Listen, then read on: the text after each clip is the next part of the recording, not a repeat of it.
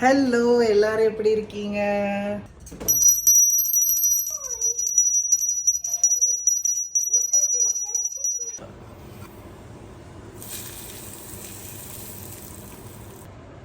ஐஷு, அதுக்குள்ளே சமையல் முடிச்சியா?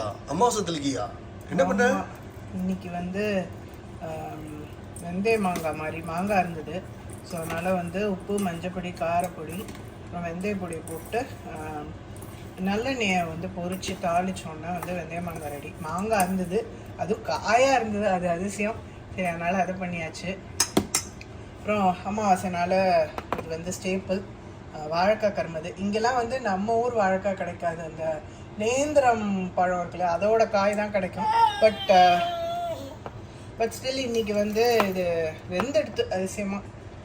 அப்புறம் திருக்கணமது, சும்மா பருப்பு, வெல்லம், பாலை சேர்த்து திருக்கணமது. அப்புறம் இலைக்கு பருப்பு. அப்புறம் மோர் குழம்பு. இன்னைக்கு சவு ஆக்சுவலி ஞாபகம் வச்சுட்டு இதில் கொஞ்சம் போடணும்னு நினச்சேன், மறந்து போயிட்டேன்.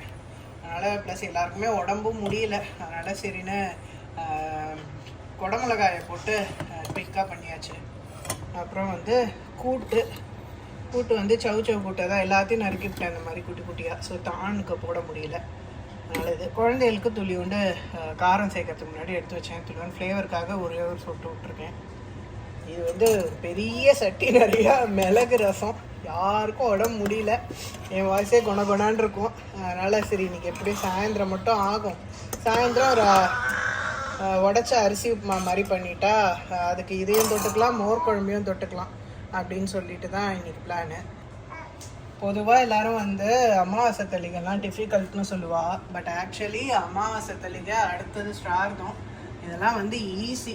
ஏன்னா ஒரு பருப்பை வேக போட்டோம்னா அது அப்படியே நாளாக பிரித்து இலைக்கு பருப்பு, திருக்கணமுது, அப்புறம் என்னது கூட்டு காய்ச்சி அண்ட் அதே பாத்திரத்தை அலம்பி விட்டு நம்ம ரசத்துக்கும் கொட்டிடலாம். ஆக்சுவலி அமாவாசை தளிகை எல்லாரும் பயப்படுவா, ஆனால் இதுதான் ரொம்ப ரொம்ப ஈஸி. ஸோ டின்னருக்கு அரிசி உப்புமா தான் பிளான் பண்ணியிருந்தேன். ஸோ இதுக்கு பச்சரிசி ஒரு கப்பும், அப்புறம் சும்மா பேருக்கு கொஞ்சமாக துவரம் பருப்பு, மிளகு, ஜீரகம், அப்புறம் ஒரே ஒரு மிளகா. ஏன்னா சம்டைம்ஸ் வித்யுத்தும் சாப்பிட்டாலும் சாப்பிடுவான். சரி, அதனால் காரம் கம்மியாக போட்டுப்போன்னு சொல்லிட்டு அதெல்லாம் போட்டு எடுத்து வச்சாச்சு. ஸோ இதில் யூஷுவல் மெத்தட்லாம் அலசிட்டு காய வச்சு பண்ணுவாங்க. பட் இங்கெல்லாம் எனக்கு அது காய மாட்டேங்கிறது. ஸோ அதனால் நான் ஜஸ்ட்டு தண்ணியை தெளித்து விட்ருவேன். ஒரு மணி நேரத்தில் அது லைட்டாக ஊறிண்டு ஒரு மாதிரி நல்லாயிருக்கும். சீக்கிரம் வேகும், அவ்வளோதான், அதுக்கு தான். ஸோ அதனால் அதை போட்டுட்டு வச்சுட்டு லஞ்செல்லாம் நாங்கள் சாப்பிட்டு முடிச்சிட்டோம். அப்புறம் சாயந்தரமாக அது இந்த மாதிரி ஊறி இருந்தது. ஸோ இதை குருணை மாதிரி மிக்சியில் போட்டு அரைச்சிக்கலான்னு அது பண்ணும் போது தான் இந்த ஜெயந்தி மாமின்னு ஒருத்தவா சமைப்பா. அவள் வீடியோ கண்ணில் பட்டது. அதான் அதில் உப்புமா கொழுக்கட்டை பண்ணியிருந்தா.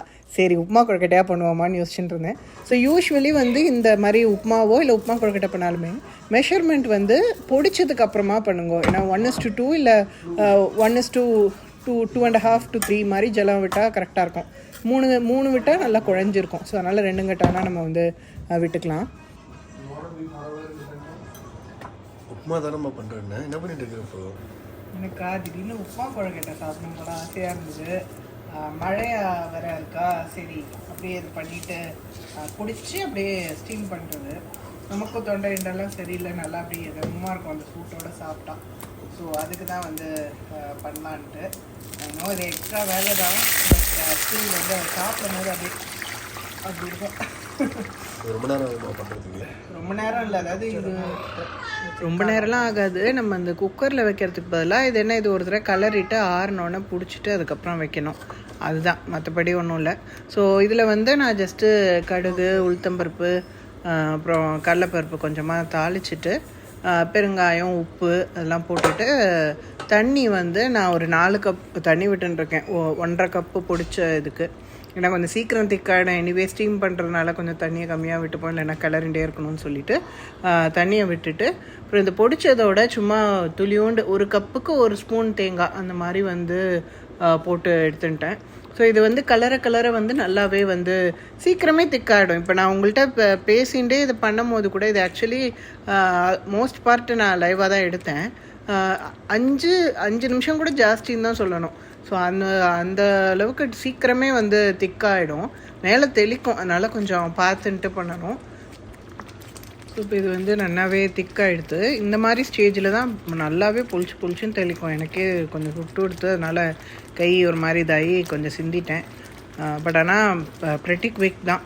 ஏன்னா இந்த இது தான் வேணும். ஸோ நம்ம என்ன பண்ணலான்னா இதை மாதிரி இதை பண்ணி வச்சுட்டு ஒரு 3 மணிக்கு நம்ம காஃபி போடுறப்ப இதை பேரலெல்லாம் சைடில் பண்ணி வச்சிட்டோம்னா அப்புறம் ராத்திரி நமக்கு எப்போ பசிக்கிறதோ அப்போ மட்டும் பிடிச்சி வச்சு ஒரு 5 நிமிஷம் ஸ்டீம் பண்ணி எடுத்துட்டோம்னா ரொம்பவே நமக்கு வந்து வேலை ஈஸியாகிடும். இது பார்த்தீங்கன்னா நல்லா வந்து திக்காக வந்து அல்வா மாதிரி வந்திருக்கு. ஸோ இதை ஆற விட்டுட்டு நம்ம வந்து கையில் வந்து பிடிச்சி பால்ஸ் மாதிரியோ இல்லை ஜஸ்ட் அப்படியே பிடிச்சி நம்ம வந்து ஸ்டீம் பண்ணி சாப்பிட்டோம்னா ரொம்பவே நல்லாயிருக்கும். நம்ம இந்த மாதிரி கை பொறுக்கிற சூடு வந்தோடனே நம்ம வந்து இதை எடுத்து இப்படி உருட்டி ஸ்டீம் பண்ணிட்டோம்னா உப்புமா கொழுக்கட்டை ஆச்சு.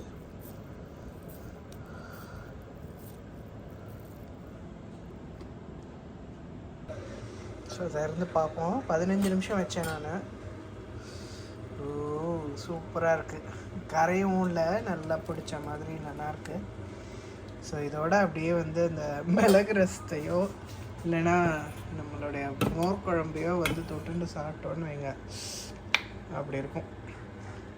ஸோ யூஷுவல் ரெசிபி வந்து இது புழுங்கலரிசி பச்சரிசி ரெண்டும் போடுவா, கொஞ்சம் சாஃப்டாக இருக்கும். பட் நான் வந்து இன்றைக்கி அமாவாசைனால புழுங்கலரிசி யூஸ் பண்ணாமல் ஜஸ்ட்டு பச்சரிசி வச்சு பண்ணியிருக்கேன். ஸோ ட்ரை பண்ணி பார்த்துட்டு எப்படி இருக்குன்னு சொல்லுங்கள்.